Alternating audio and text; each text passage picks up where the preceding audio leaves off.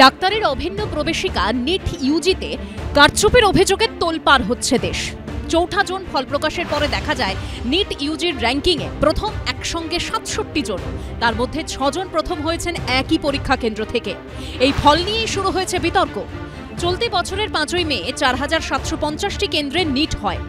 ১৪ June নিটের ফল প্রকাশের কথা ছিল, তার পরিবর্তে ৪ জুন লোকসভা ভোটের ফল প্রকাশের দিনই নিটের ফল প্রকাশ করে পরীক্ষা নিয়ামক সংস্থা ন্যাশনাল টেস্টিং এজেন্সি। পরীক্ষার্থীদের অভিযোগ, শোরগোল এড়াতেই ৪ জুন লোকসভা ভোটের ফল ঘোষণার দিন রেজাল্ট আউট করা হয়। ২০২৪-এর নিটে কাট অফ নাম্বার ১৩৭ থেকে বাড়িয়ে ১৬৪ করা হয়েছে, যাতে সাধারণ পরীক্ষার্থীরা সরকারি মেডিকেল কলেজে ভর্তির সুযোগ পান।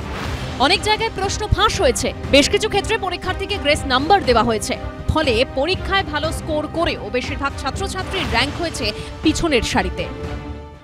এই স্কোরেও আমার র্যাঙ্ক আসার কথা ছিল আগের বছরের ট্রেন্ড অনুযায়ী 1000 থেকে 1200, কিন্তু আমার এবারে র্যাঙ্ক হয়েছে 6746। এটা একদমই আশানুরূপ নয়। নিটের এবছরের র্যাঙ্কের যে ইনফ্লেশনটা দেখা গেছে এটা প্রচণ্ড বেশি। এতটা ডিফারেন্স র্যাঙ্কে এটা একদমই এক্সপেক্টেড ছিল না, যেটা এবছর হয়েছে নিটে। নিট ইউজির মতো পরীক্ষায় দুর্নীতির অভিযোগ ওঠায় বিস্মিত অভিভাবক থেকে চিকিৎসকরা। এই রেজাল্টকে যদি মেনে নিতে হয় তাহলে ভাবতে হবে যত প্রতিভা 24-এর জন্য জমানো ছিল, এই রেজাল্ট অসম্ভবেরও অসম্ভব। আবার কি পরীক্ষা হওয়া উচিত? হওয়া তো একেবারে উচিত। ওই যে 67 জন যারা একেবারে 100% নাম্বার পেয়েছে, তার অধিকাংশ ছেলে মেয়েকে কিন্তু গ্রেস নাম্বার দেওয়া হয়েছে। কোনো প্রশ্নের 2টো করে নাকি ঠিক উত্তর ছিল। কি করে একটা মাল্টিপল চয়েস কোয়েশ্চেন পেপারের 2টো করে রাইট অপশন থাকতে পারে? যথেষ্ট ওই টেবিলের তলার টেবিলের উপরে নানান রকম একটা অস্বচ্ছতা এসেছে। দুর্নীতির অভিযোগ অস্বীকার করেছে ন্যাশনাল টেস্টিং এজেন্সি। পরীক্ষার্থীদের অভিযোগ খতিয়ে দেখতে কমিটি গঠন করা হয়েছে বলে জানিয়েছেন এনটিএর ডিজি সুবোধ কুমার সিং।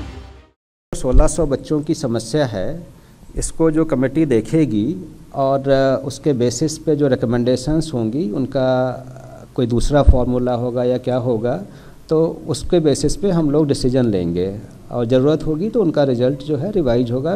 बट कोई भी जो डिसीजन होगा, ना तो 23 लाख बच्चों के कोई डिसएडवांटेज उसमें होगा और ना वो जो 1600 बच्चे हैं जिनका टाइम लॉस हुआ है उनका भी कोई नुकसान नहीं होगा। এখানে যে স্ক্যামটা হয়েছে 20 বছর বাদে এর মধ্যে যে কজন ডাক্তার বেরোবে অনেকেই কিন্তু ভুয়ো ডাক্তার হবে। গত বছর যেখানে 2 জন মাত্র 720 পেয়েছিল, এখানে 67 জন 720 পেয়েছে, 718-19 নাম্বার পেয়েছে, যেটা ইম্পসিবল। এই যে বিরাট কেলেঙ্কারি, এর তদন্ত হওয়া উচিত। কোনোভাবে মানতে পারছি না 720 স্কোর করা, আর এমন মেধাবী ছাত্র যে একটা সেন্টারে 6 জন 7 জন একটাই সেন্টারের মধ্যে, এটা তো খুবই ডিফিকাল্ট, মানে পাওয়াটা কি করে হয়।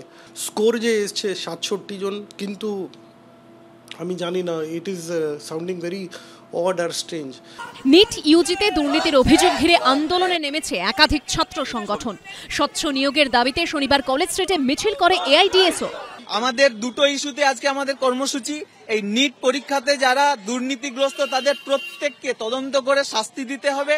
সেই সঙ্গে 1 মাস হয়ে যাওয়ার পরেও এখনো কলেজগুলোতে কোনো ভর্তি প্রক্রিয়া চালু হলো না। সাধারণ কলেজগুলোতে আমরা অবিলম্বে ভর্তি প্রক্রিয়া যাতে চালু করা হয় তার দাবি করছি। সমস্ত রাজ্য সরকার, কেন্দ্র সরকার সকলেই শিক্ষার প্রতি চূড়ান্ত উদাসীন। নিটের স্বচ্ছতা নিয়ে প্রশ্ন তুলে কলকাতা হাইকোর্টে জনস্বার্থ মামলা হয়েছে। 10 দিনের মধ্যে ন্যাশনাল টেস্টিং এজেন্সিকে হলফনামা জমা দেওয়ার নির্দেশ দিয়েছে হাইকোর্টের ডিভিশন বেঞ্চ। 15 দিন পরে এই মামলার শুনানি। ময়ূখ ঠাকুর চক্রবর্তী, আবির দত্ত ও সুনীত হালদারের রিপোর্ট, এবিপি আনন্দ।